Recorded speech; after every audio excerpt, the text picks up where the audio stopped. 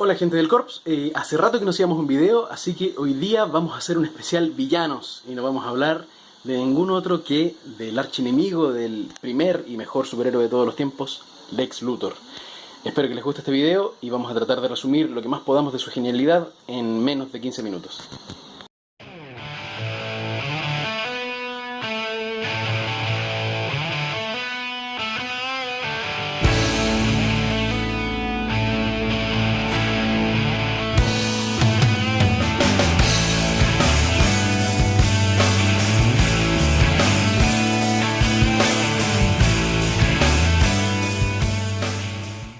Ok, vamos a ver cómo nos sale. Suelo escuchar de Ñoño Lost la expresión de que cualquier héroe o cualquier serie de televisión o cualquier anime o cualquier película incluso es tan buena como bueno sea su antagonista. Que tan bien construido esté el villano, o no el villano quizás, simplemente el antagonista del personaje principal.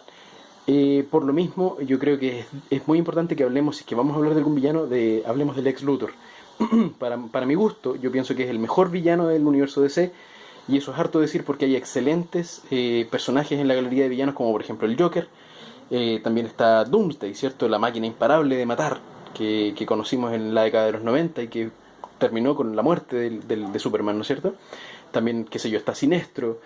Hay excelentes villanos. Pero pienso yo que Lex Luthor conserva un sitial de honor por ser un personaje muy, muy interesante, y además porque tiene una estructura de personalidad muy llamativa, bastante compleja, y eso le otorga mucha tridimensionalidad al personaje. En sus orígenes, Lex Luthor partió como un científico loco, básicamente porque durante la Guerra Fría, en realidad durante la Segunda Guerra Mundial y luego el eterno periodo de la Guerra Fría, la figura del científico loco fue un arquetipo bastante utilizado por los creadores de ficción, básicamente porque la población estadounidense tenía mucho miedo de que un avance tecnológico inventado por una persona desequilibrara el precario balance que sostenían ambas potencias, Estados Unidos y la Unión Soviética. Por eso el concepto de científico loco era bastante común, y Lex Luthor en los años 40 nació, en 1940 específicamente, partió como un científico loco, y su motivo era bastante rudimentario, era la venganza contra Superman. Perdió su cabello debido a un experimento que salió mal, y que Superman lamentablemente se equivocó al ayudarlo, y él pierde su cabello y de ahí jura destruirlo.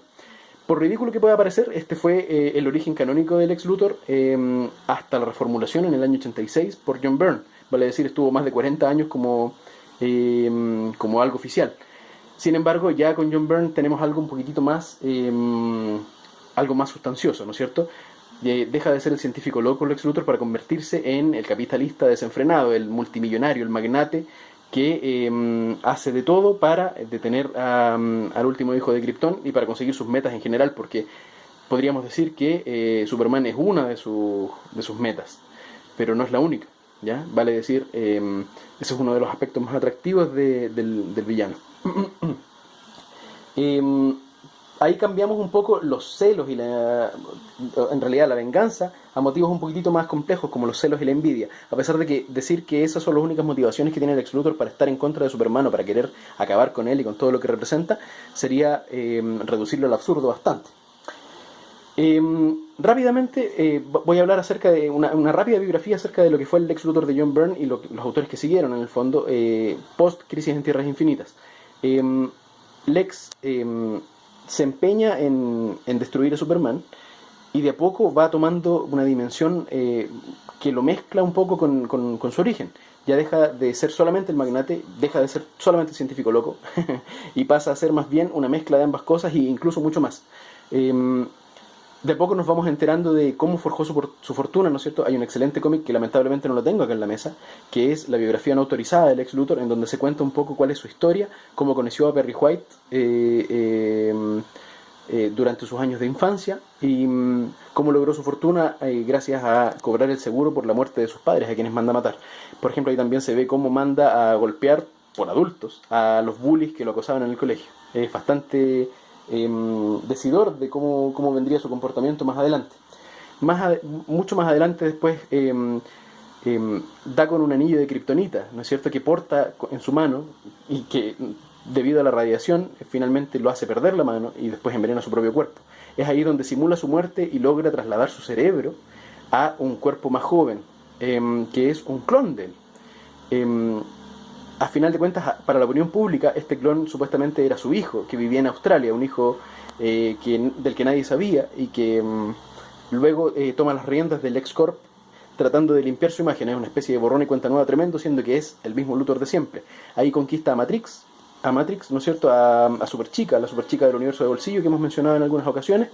Tiene una relación que si sabemos quién es Lex Luthor realmente y quién es Superchica, que en el fondo es un clon de Lana Lang de aquel universo, es bastante creepy, ¿no es cierto? Es bastante terrible la relación que tienen, uno muy viejo de la otra chica muy joven, a pesar de que el amor no tiene edad y lo que quieran, pero de todas maneras Lex Luthor es un villano y el amor que siente por Matrix es solamente una fachada. Pasarían los años, ¿cierto? Lex Luthor empieza a perder su cabello nuevamente, se sale a la luz el tema del clon, logra de alguna forma zafar de todos los delitos que había cometido durante aquella época al argumentar de que fue siempre el clon que corrió por cuenta propia y no fue él quien cometió todos esos crímenes, y logra nuevamente renovar todo su cuerpo, todo su físico, gracias a un trato con Nerón, el demonio. Y es bastante interesante esta parte porque pienso yo que la estructura de personalidad del Lex Luthor anda muy cerca de la de Bruce Wayne, simplemente con rasgos psicopáticos, ¿no es cierto? Por lo tanto, la parte física es algo que John Byrne parecía no cuidar mucho en el personaje. Era gordo, calvo, no se preocupaba mucho del aspecto físico, siendo que una persona extremadamente racional como Lex Luthor sí se preocuparía de cuidar. Hay algo que se me queda en el tintero un poco y que tiene que ver con el hecho de que han habido muchos autores, muchos guionistas que han tratado de interpretar su propia versión del Lex Luthor. Por lo mismo, su personalidad es algo difícil de amarrar y siendo tan compleja, cuesta tomarla porque muchos han tratado de interpretarla y algunos han tenido cierto grado de éxito a juicio de quien les habla y otros han fallado estrepitosamente. Ahora, el juicio mío en el fondo es totalmente subjetivo, ¿ya? Yo pienso que todas las personas que hayamos leído bastante el Superman de John Byrne en el fondo del universo DC desde hace muchos años, pienso que todos tenemos una idea de cómo debe ser Lex Luthor, un arquetipo de cómo debería comportarse, de cómo debería actuar en determinadas situaciones. Por lo mismo, yo les voy a hablar acerca de lo que pienso que cómo debería ser Lex Luthor, el Lex Luthor que tengo en la cabeza, y espero que sea el que ustedes tienen, y si no, déjenmelo en los comentarios. Pienso de que más allá de las historias y todas las interpretaciones que hay varios elementos comunes, eso sí, que hacen a Lex Luthor un personaje súper interesante. Es más un villano que un héroe, pero siempre se mueve en la línea difusa, ¿cierto? De estar ahí muchas veces simulando una actitud de bondad, pero al mismo tiempo persiguiendo sus propios ideales, aunque muchas veces desde un punto de vista utilitarista, sí que logra hacer el bien. Pienso yo que una de las partes más interesantes del Lex Luthor como villano es el hecho de que el enemigo que eligió, se podría decir, o el enemigo que el destino le tenía preparado, es prácticamente un dios. Y él es simple y llanamente un hombre. Ahí donde hablábamos, por ejemplo, de Sinestro, ¿cierto? Con el arma más poderosa del universo, ¿no es cierto? El más grande de los linternas verdes, que se convirtió finalmente en el peor de sus verdugos. O ahí donde tenemos la tecnología llevada al punto del terror con Darkseid. O ahí donde tenemos con Darkseid, no, con Doomsday. Pero ahí donde tenemos también en el cuarto mundo la riqueza infinita que nos dejó John Byrne con Apocalypse y con Nuevo Génesis, ¿no es cierto? Así todo, tenemos en Lex Luthor a un hombre sencillo, ¿no es cierto? Que tiene que lograr vencer a este dios porque es la meta que se ha planteado para su vida, y así todo no puede tomar nada que no sea algo que haya hecho él mismo, fruto de su trabajo, ¿no es cierto? No quiero decir que Superman la tuvo regalada, sin duda alguna que no, hay mucho esfuerzo dentro de lo de él, pero su fisiología kryptoniana le permite los sueños más salvajes de nosotros los seres humanos, volar, superfuerza. Heredó tecnología kryptoniana por el mero hecho de llegar en una nave y aunque le resultó muy problemática, recordemos al Erradicador, es muy distinto de lo que tiene Lex, que además, en efecto es muy distinto de lo que tiene Lex. Lex lo único que tiene es una mente brillante, un intelecto gigantesco y además una estructura de personalidad que guía esa inteligencia brutal hacia un único objetivo por el cual es prácticamente un obseso, que es derrotar al dios que eligió como enemigo. Miren, nunca me agradó mucho el Lex Luthor que salió en la película Superman Returns, ¿cierto? De Bryan Singer. Pienso que el director la tenía difícil porque al mismo tiempo, ya que eligió hacer un homenaje, si se quiere, una secuela a las películas de Richard Donner, tenía que necesariamente ser un personaje que fuese reconocible por quienes habían visto esas películas y tenía que ser un heredero. Kevin Spacey tenía que hacer el mismo rol que hizo Gene Hackman hasta cierto punto. Ese Lex que aquí me van a odiar los fanáticos de la nostalgia, yo adoro las películas, pero ese Lex que era un ridículo, lamentablemente, un tipo que no era un genio, que más tiempo pasaba hablando de lo genial que era en vez de hacer genialidades, que se rodeaba de incompetentes simplemente para sentirse un poquito más inteligente. Ese era el mismo Lex que tenía que aparecer en Superman Returns si es que se elegía ese camino.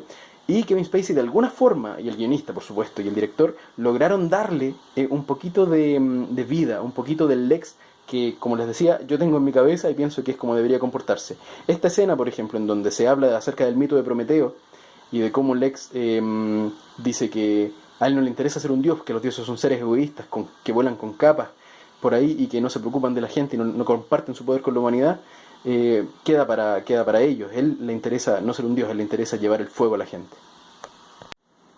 Ahí ocurre algo bien interesante también, y es el hecho de que para Lex su causa es más bien justa. De hecho, no solamente justa, sino que además es buena y es deseable. Él realmente muchas veces piensa que lo que hace Superman es retrasar el potencial humano, es ocultarlo, es llevarlo a un sitio del cual le va a costar más salir. No deja que la humanidad cometa sus propios errores. Y eso lamentablemente es algo que nos afecta negativamente a juicio de Luthor. Por supuesto, a pesar de esto, Lex Luthor sí, yo pienso claramente es un villano, aun cuando muchas veces se mete a hacer cosas buenas, como decíamos, ¿no es cierto? Sus acciones resultan en resultados positivos para mucha gente. Por ahí, Ñoño Prime me hizo leer Forever Evil, ¿no es cierto? El evento de New 52, que es prácticamente de lo poco que he leído de New 52. Y ahí me encontré con un Luthor que precisamente no pierde su esencia, está muy bien caracterizado por Geoff Johns, pero además lo encontré un poco más emocional, más emotivo, con sus emociones más a flor de piel. La relación con Bizarro fue bastante interesante, las interacciones con Captain Cold también fueron bastante interesantes. Sin embargo, ahí está Lex Luthor. Pero a pesar de esto, sigue siendo un villano. Recordemos que hay claros rasgos psicopáticos en él. Toda relación interpersonal que él sostiene es simplemente un medio para un fin. Allá en este interesante cómic que es Lex Luthor de Brian Azzarello, dibujada por Lee Bermejo, la misma dupla que hizo Joker, un excelente cómic. Aquí no está quizás tan a la altura, pero sí queda muy claro cuáles son las motivaciones de Lex. El hecho de que considere a Superman un freno a la evolución del desarrollo humano. Y también está el hecho de cómo entabla una relación sentimental incluso con una heroína que va a tratar de suplir el lugar de Superman de alguna forma en el corazón de las personas de Metrópolis. Y finalmente es todo un plan para inculpar al Hombre de Acero en el supuesto asesinato de la heroína en cuestión. Ese es Lex Luthor, ¿no es cierto? Rasgos psicopáticos totales, falta de empatía, dificultad tremenda para entender al otro como un sujeto válido, simplemente ver sus objetivos y no parar en nada para hacerlo. Además está el hecho de que Lex Luthor en público se mueve muy bien. Por ahí he leído en algunos perfiles psicológicos de gente por supuesto que sabe, este comportamiento suave, smooth, como dicen por ahí en inglés, y es el hecho de que él se desenvuelve sin problemas, adula cuando tiene que adular, reprende cuando tiene que reprender, ríe cuando tiene que reír ante las cámaras, todo con el fin de llegar a sus objetivos. Una de las etapas más importantes, diría yo, que ilustra bastante bien la personalidad de Lex Luthor es cuando se postula a presidente. Logra la Casa Blanca, ¿no es cierto? Aquí tenemos al lado de Enemigos Públicos de Batman Superman, en donde ya estaba en ejercicio, mundos en guerra, pasan varios eventos mientras Luthor es presidente. Este número de Planeta de Agostini, que debe tener más o menos unas 200, poco más de 200 páginas, reúne bastantes cómics separados en donde se nos muestra la visión que tiene Clark acerca del hecho de que el pueblo americano haya elegido un presidente tan cuestionado, algo que hoy en día es bastante decidor, ¿no es cierto? Cómo toma la democracia en el fondo, cómo acepta en el fondo el juicio del pueblo, siendo que muchas veces el pueblo es una masa a la que todos pertenecemos, en la que todos pensamos distintos y nos podemos perfectamente equivocar, y así suele pasar. Es muy interesante Presidente Luthor, así que es una lectura recomendada para quienes quieran ahondar un poco más en la personalidad de Lex. También quiero señalar algo que es bastante interesante, y es el hecho de que en la Liga de la Justicia Ilimitada, ¿no es cierto?, hay una excelente caracterización del Lex Luthor, y hay una escena notable en donde The Question decide matar a Lex porque precisamente consiguió la presidencia. Así que se enfrenta a él, y Lex en el fondo le deja ver, ya que no le tiene ningún miedo, que la campaña presidencial era toda una fachada, una charada, para parte de un plan mucho más grande. Y en un momento le dice de manera muy clarificadora: ¿sabes a cuánto poder tuvo que renunciar para ser presidente de Estados Unidos? Y eso precisamente es lo que es Lex. Es un hombre tan poderoso que la presidencia de la potencia más grande del mundo sería un backdown para él. Realmente él es mucho más que eso. Ya lo hemos mostrado varias veces, pero la excelente novela gráfica de All Star Superman, ¿cierto?, de Grant Morrison y Frank Whiteley, nos muestra a un Lex un poco más cercano a la noción antigua, ¿no es cierto?, a la noción que fue la que retrató Bryan Singer en Superman Returns, y la que hizo Richard Donner, por supuesto, en las películas originales con Christopher Reeve, las primeras dos. Sin embargo, sí le da el sitial que corresponde el escocés, y lo pone como al inicio de la aventura, ¿no es cierto?, intentando asesinar a Superman y consiguiéndolo, a control remoto, de hecho. Y de la manera más inverosímil, sobrecargándolo con el sol. Es así como Superman tiene sus días contados, y de eso se trata el cómic en el fondo, que es lo que va a hacer Superman en su último tiempo en la Tierra. Así como empezó con Lex, vienen 1000 aventuras, ¿no es cierto?, involucrando a Jimmy Olsen, a otros kryptonianos de bolsillo, de la zona fantasma, pero finalmente remata con el mismo Lex.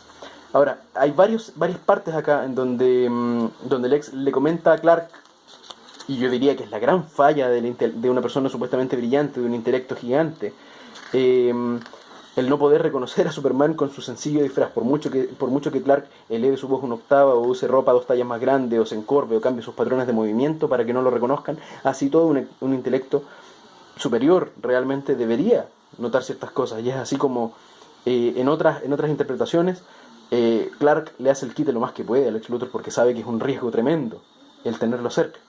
Hay un momento en donde Lex habla acerca de la torpeza de Clark y le dice que le cae bien, porque precisamente Clark representa todo lo que Superman no es, todo lo que es realmente ser un ser humano. Eso es precisamente una característica que define bastante todo lo que Lex odia de este dios que no quiere compartir su poder con la humanidad. Sin embargo, pienso que el mejor cómic en donde podemos ver al mejor Lex Luthor, sin duda alguna, es Hijo Rojo.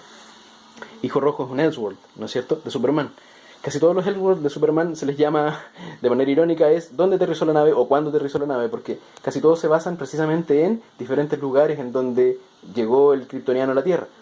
Muchas veces ha sido, qué sé yo, no sé, pues en la época medieval, en otros momentos ha sido en Ciudad Gótica, ¿no es cierto?, y en este caso cae en una granja de la Unión Soviética.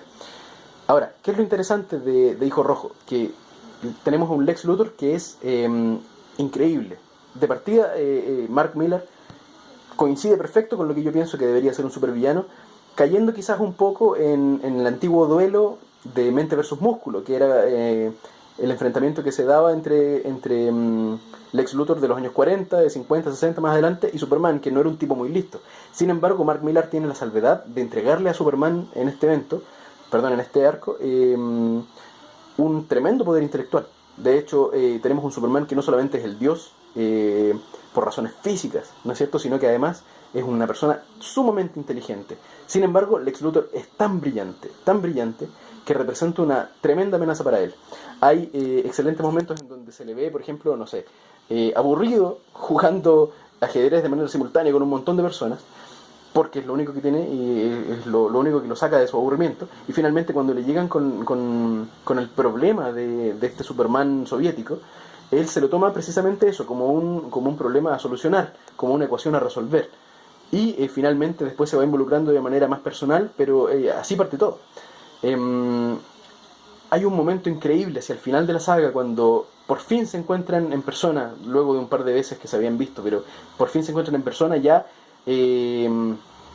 para el encuentro final, para la batalla final que tienen, en donde nuevamente Lex se hace presidente de los Estados Unidos en esta versión, el único país capitalista junto con Chile que quedaba en el mundo, y todos los demás habían caído o habían, qué sé yo, recibido el comunismo, el colectivismo, dependiendo de cuál sea su visión política de qué es lo mejor.